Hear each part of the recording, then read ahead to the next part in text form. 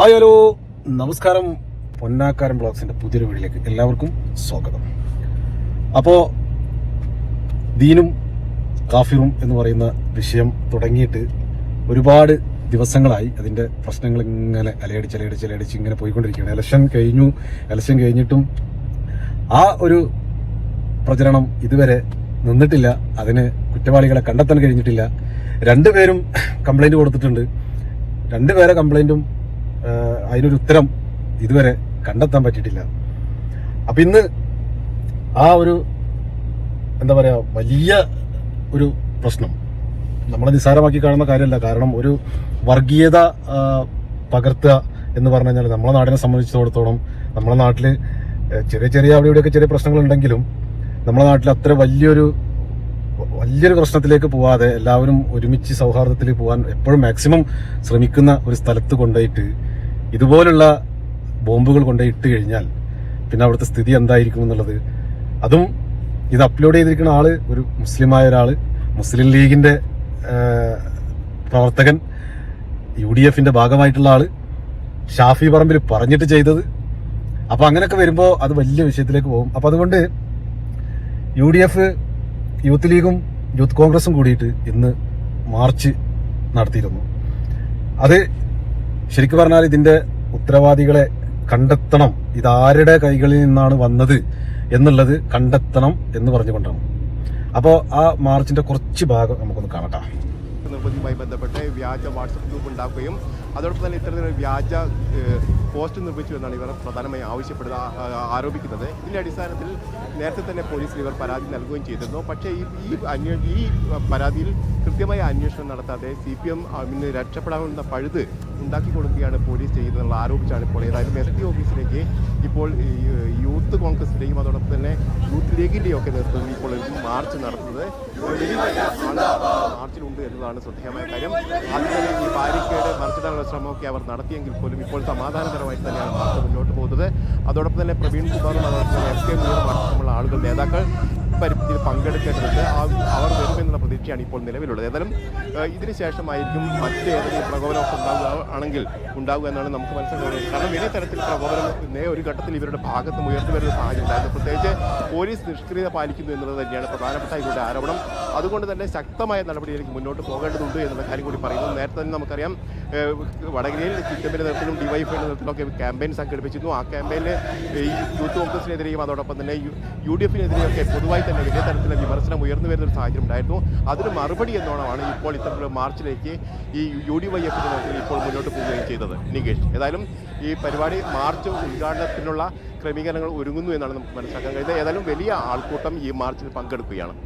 അഭിലാഷ്, ഇതിനകത്ത് പ്രധാനമായും വടകരയിൽ ഇപ്പോൾ ഉയർന്നു വന്നിട്ടുള്ള വിഷയം എന്ന് പറയുന്നത് ആരാണ് വർഗീയ ധ്രുവീകരണം ഉണ്ടാക്കാൻ ശ്രമിച്ചത് എന്നുള്ള ഒരു വലിയ വിഷയമാണ്. ഇക്കാര്യത്തിൽ യൂത്ത് അലർട്ട് നടത്തി DYFI, അതിനെ തുടർന്ന് UDFും സമരമാർഗങ്ങൾ പ്രഖ്യാപിച്ചിട്ടുണ്ട്. അതിലൊന്നാണ് ഈ പറയുന്ന UDYFിൻ്റെ, അതായത് യുവജന സംഘടനകളുടെ പ്രതിഷേധം. തങ്ങളല്ല എന്ന് ബോധ്യപ്പെടുത്തുക സമൂഹത്തെ എന്നുള്ളതാണ് UDYFിൻ്റെ ലക്ഷ്യം.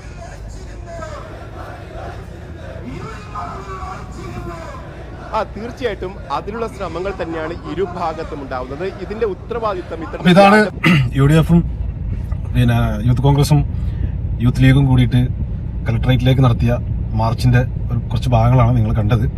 അപ്പൊ അവർ ആവശ്യപ്പെടുന്നത് ഇത് ഉണ്ടാക്കിയ പടച്ച് വിട്ട പ്രതികളെ കണ്ടെത്തണം എന്നാണ് അവർ ആവശ്യം. അപ്പൊ അതിനുവേണ്ടി ശ്രമിച്ചുകൊണ്ട് ഇരിക്കുന്നുണ്ടോ ഇല്ലയോ എന്നുള്ളത് സംശയമാണ്. കാരണം ഇത് പടച്ചുണ്ടാക്കിയ ആളുകൾ ആരാണെന്ന് ഒരു വിധപ്പെട്ട ആളുകൾക്കൊക്കെ മനസ്സിലായിട്ടുണ്ടാവും. കാരണം അത് മനസ്സിലാവാനുള്ള കാരണം ഇതിന്റെ മുന്നേ മോർഫിംഗ് പിക്ചറും വീഡിയോ ഒക്കെ ഇറങ്ങി എന്ന് പറഞ്ഞിട്ട് പിന്നീട് അത് സ്ഥാനാർത്ഥി തന്നെ വന്ന് പറയുന്നു അതില്ല, അങ്ങനെ ഒരു വീഡിയോ ഇല്ല എന്ന് പറയുന്നു. അപ്പോ ഇത് അവരുടെ സൈബർ വിങ്ങിൽ നിന്ന് വന്നതാണെന്നുള്ളതാണ് ഇതിന്റെ യാഥാർത്ഥ്യം. അപ്പൊ ഇത് അന്വേഷിച്ചു വന്നു പോയാൽ അവരിൽപ്പെട്ട ആളുകൾ തന്നെ അതിൽ പ്രതിയാക്കപ്പെടും എന്നുള്ളത് കൊണ്ട് അവരത് വലിയ വിഷയമാക്കി എടുത്തിട്ടില്ല.